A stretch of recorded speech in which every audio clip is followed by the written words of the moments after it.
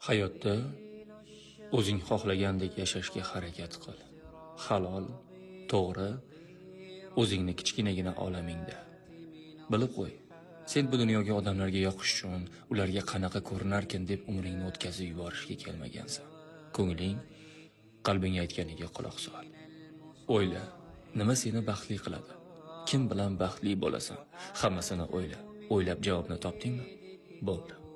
Shularga erishish uchun harakat qil, ishla, biznes qur, pul top, hammasiga erish, niyat qil, duolaringda so'ra, Allohdan so'ra. Hammasiga harakat qilib ko'r. Harakat qilmasdan taqdirmas ekan degandan ko'ra, harakat qilib, Allohning xayrlisi hali oldinda ekan degan afzalroq. Qadrdonim, agar o'zing chin dildan xohlasang, albatta erishasan. Albatta erishtiradi. Erisha olmadingmi? Unda yetarlicha xohlamagansan. Shuni unutma.